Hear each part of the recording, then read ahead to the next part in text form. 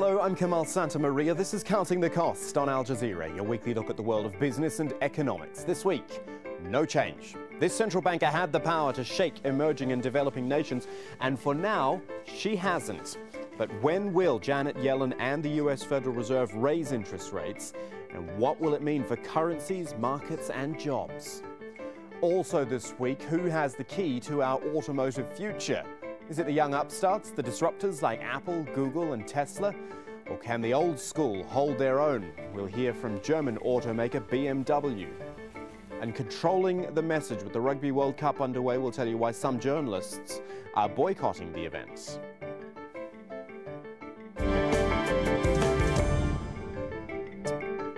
It is always hard to believe when you say it out loud, but interest rates in the United States haven't risen for a decade.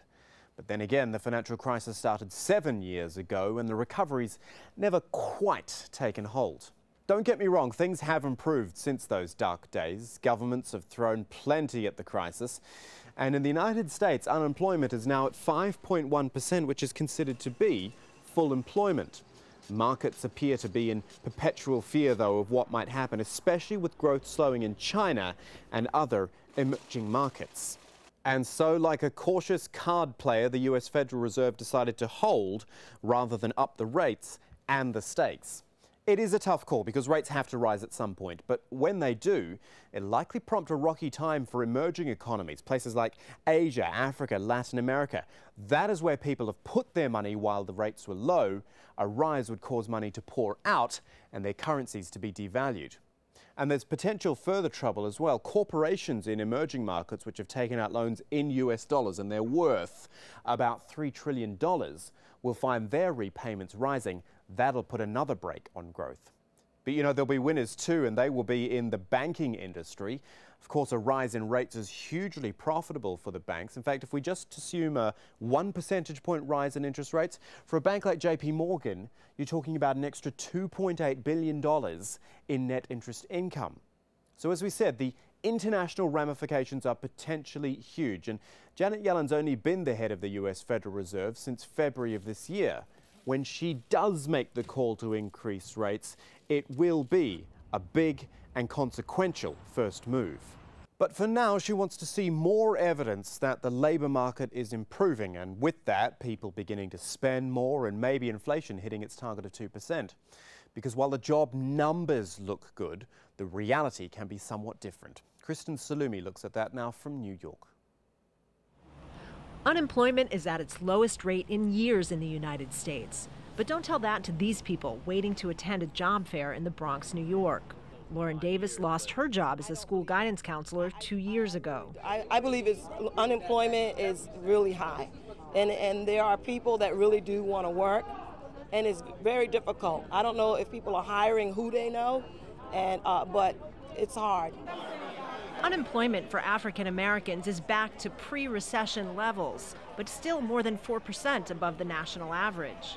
And with most job growth in the service industry, many of those who are working aren't working as many hours or making as much money as they need to survive. I mean, when I approach a job, it's terrible. I can't live off of that. So that's why I chose to keep on searching until I can find something that can support me and my family. On the face of it, the U.S. labor market appears strong, with overall unemployment at 5.1%. Europe's rate is nearly twice as high. That's putting pressure on the Federal Reserve to raise interest rates, which have been near zero since 2008. But some economists remain worried. Recent turmoil in the global markets related to China's economic slowdown could mean more bad news for the U.S. economy. We do actually need to normalize rates in case there's a recession. And now we've had rates so low, so long, that we find ourselves in a tough situation. Some say raising rates too soon will hurt low-income Americans who are already struggling. We think it's premature because an increase in rates inevitably hits labor hiring and increase in labor participation. And for the communities we serve, particularly African Americans and Latinos and immigrants, this is not a great time. While job fairs like this offer some hope for those looking for work, the central bank is betting that delaying an interest rate hike will mean a stronger recovery for everyone. So let's get back to the matter of interest rates. Joining us from London, Luke Bartholomew, who is an investment manager at Aberdeen Asset Management. We thank you for your time. Luke, the Fed seems to say that rates should stay at zero, near zero again. Why do you think it made that decision? Was it just not ready? Well, I guess there are a number of reasons. First of all, in the last couple of weeks, market expectations have shifted sharply against September being the date that people expected the first hike to come. So I think the Fed felt that they would have shocked the market had they gone yesterday, and that the shock would have adversely tightened financial conditions. Now, I don't think they want to put too much weight onto that consideration in that they don't want to have their nose led around by Wall Street, as it were. But, you know, and if they felt that the economy really was screaming out for a hike, they would have gone. So the deeper point is that they just don't feel ready because inflation is running significantly below target. There's not much sign of wage growth yet, and I think they just feel that they can buy themselves a little bit more time. Okay, seeing as you've mentioned the wages and the inflation, let's touch on that for a moment. What is it that's going to bring those things up? What is it that's going to fix those issues in the United States? Well, ultimately it will be unemployment coming down even further. I mean, that is if, you know, our understanding of the inflationary process is correct, in that when unemployment reaches levels that we think of full employment, wage growth starts to come through. And, you know, unemployment now in the US is at 5.1%. We used to think that was around the level that was full employment. But I suspect there is a fair bit of hidden slack in the US labour market. Participation rate is still very low. There's a lot of people in part-time jobs who would like to be in full-time jobs. And I think the economy needs to continue to grow a little bit more just to drag those people back into full-time work. And when we get to that point, wage growth can start to accelerate. And that's what the Fed's waiting for. Okay. So in your first answer, Luke, you were saying about the Fed not wanting to shock the markets. The thing is, we've been talking about the idea of a rate rise for a very long time, and it's become sort of the thing. When will Janet Yellen, in this job, make this first big major move? So I'm not sure about it being a shock when it eventually comes. Sure. I mean, it is kind of weird that one of the most talked about topics in the world will perhaps be a shock when it ends up coming. But I think if you look at the pricing in financial markets, it looked like they were giving something like a 30% chance of a hike in September, whereas since 1994, in every meeting the Fed has hiked, markets have priced something like a 70% chance of them going. So in that sense, I think it would have represented a shock. Let's broaden it out to international markets, because they're the ones who will have to be prepared for this as well. We've talked about it before, the emerging markets where all the money has gone, and then the theory is that it will leave those markets when rates do go up. Again, do you think the shock factor is there, or that those nations should really be preparing for this, shouldn't they? Yeah, I think they very much should be preparing. I think that they'll probably see a bit of a relief rally on the back of the Fed not going yesterday, but that's probably likely to be quite a short reprieve, and I think I would probably look to fade those kind of moves. They definitely should be preparing themselves for more volatility. Okay then, Luke, when's it going to happen? Come on.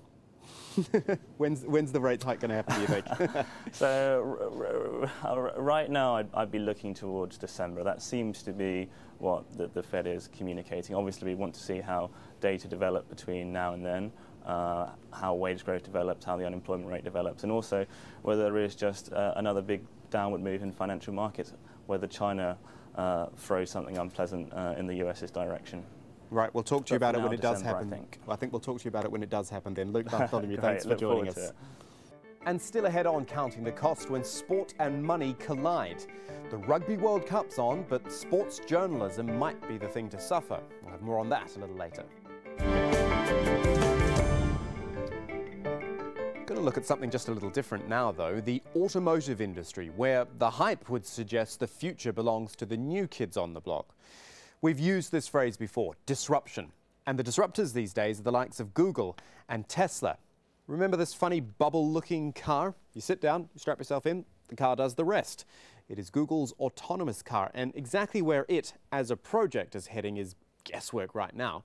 But Google did hire the auto industry veteran John Krafcik to become the CEO of its autonomous vehicles division, which shows it is not just a side project. And while Google's working on autonomous vehicles, serial entrepreneur Elon Musk is running rings around the automotive industry. He is the driving force behind Tesla, the maker of all-electric vehicles. And although there are better selling vehicles out there, his and Tesla's commitment to the electrics industry cannot be questioned. But this is how the old school is fighting back. BMW's flagship 7 Series car has gone even more high-tech. It's got gesture controls and remote control parking. BMW is also making electric vehicles like its i3 and i8, and it teamed up with some of its German rivals to buy Nokia's mapping business for $2.5 billion. So we're going to discuss this further with Ian Robertson, who is a board member at BMW, and he's joining us from the Frankfurt Motor Show this week. Thank you for your time, Ian. Do you know what strikes me is that cars have become a bit like phones. They once did something very, very simple, but now it's all about everything else you can add on to that simple function and the competition for coming up with those things. I think there's always new features that come along, and with the 6th generation 7 Series that you can see behind me, we have 13 world firsts on here. Now, if I look back in history, many of our world firsts became industry standards a few years later. So simple things on this car, like we've gone from voice activation to touch, and now we have gesture control. So if I want to raise the volume of the radio or the music system, I just do that. If I want to turn it down, I just do that. If I want to accept a phone call, I just wave it. If I want to reject it, I just wave it the other way. I think these things become second nature after a while, but they are very nice features that make the pleasure of driving even more fun. I'm just a bit worried about those sorts of features for someone like me who waves his hands around all the time. It's not going to be very good, goodness me. Do you just worry about your own thing, though? I'm wondering, though, about how much you worry about, just on what you're doing. Are you looking at the opposition and thinking, oh, we should do that, we can do that better? This is one of the world's most competitive industries, and it's a truly global industry. And we look at all competition on a regular basis. We drive each other's cars, but I think one of our strengths as BMW is that we like to shape our own future. So in the last 18 months or so, we've launched the i3 and the i8, first full carbon cars, the first cars that really did, I think, bring a new generation of sports cars with the i8. So BMW has a great history of innovation and technology, and actually finding a way into the future that, as I said right at the start, lots of people follow us. Okay then, let's look at some actual specifics. I mentioned this a little bit earlier. You, along with some of your rivals, that is Audi and Mercedes, bought up Nokia's mapping business. Tell me about the strategy behind a move like that, and indeed the strategy of teaming up with your competitors. I think connected drive and all that comes with that is one of the big steps that's really at its infancy at the moment. But connectivity has really now coming into the vehicle, and a lot of the mobility services involve the navigation map. So from our perspective, it made sense to see that we had a navigation system. By the way, it'll be open to all comers. We might be the owners, but this system will be run independently. The company will be run independently, so it will be available to other customers all around the world. It gives us a foundation on which to then build new ideas, and of course that will be subject to all the competition between the current owners as well. See, what's interesting here is that you're getting into the software game like that and making acquisitions like that, and then you've got the software players, or the tech players I should say, hiring major auto executives because they want to get into the auto business as well.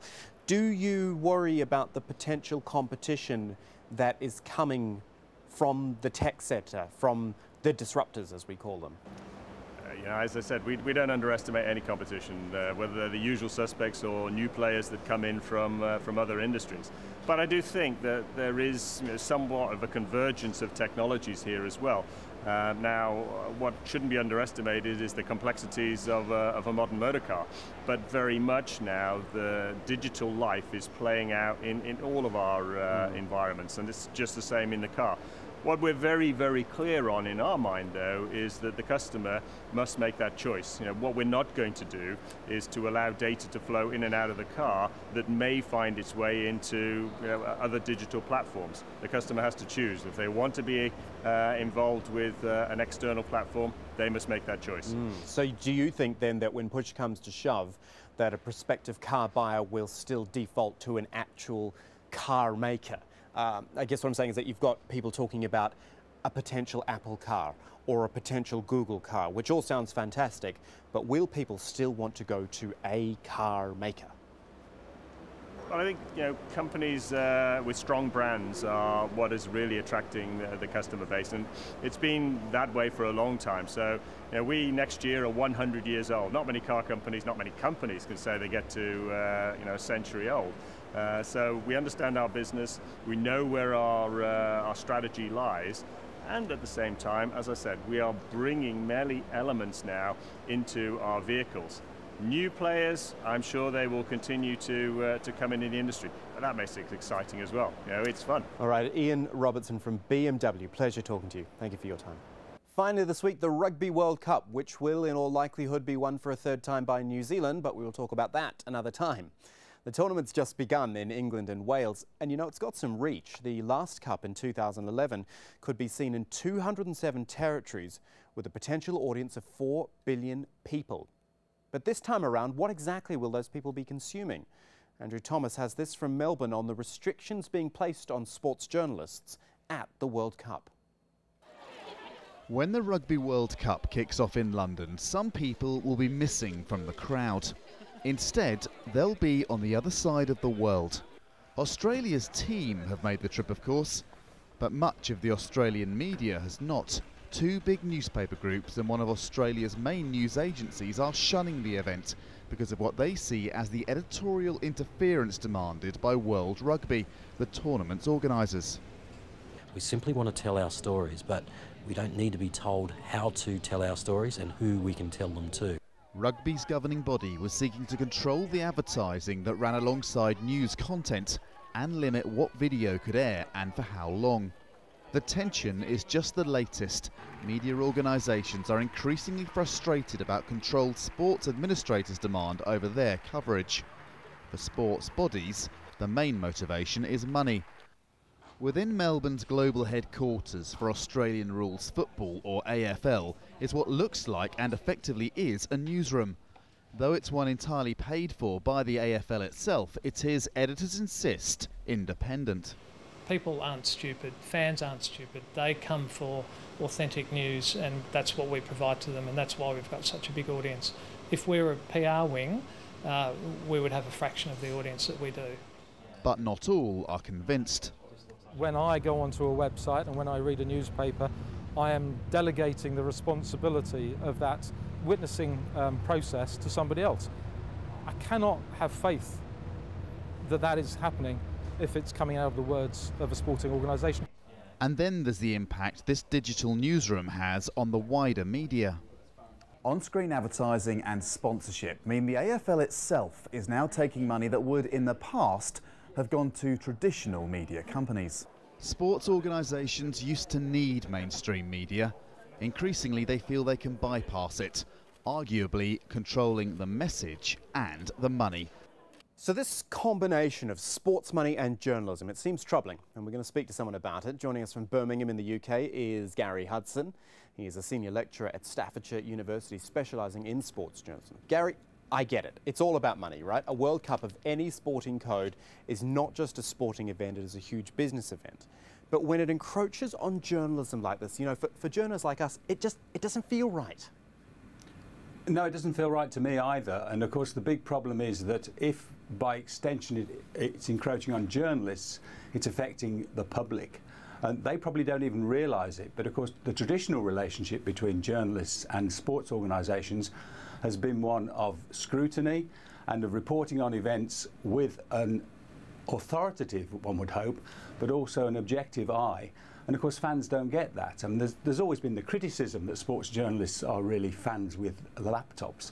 But that's why organisations like the BBC, for example, have introduced sports news editors who are actually looking at sport from the point of view of the stories it generates. And of course you can't cover those stories if you don't have the access. And it's no wonder that various news organisations have boycotted various events around the world because of those restrictions. And then you take it one step further when you get the sporting bodies or the events which effectively hire their own journalists for big events. I know this was happening in cricket with the Indian Premier League. Let's be honest, that's just PR, isn't it? And actually, I think you've got two issues here.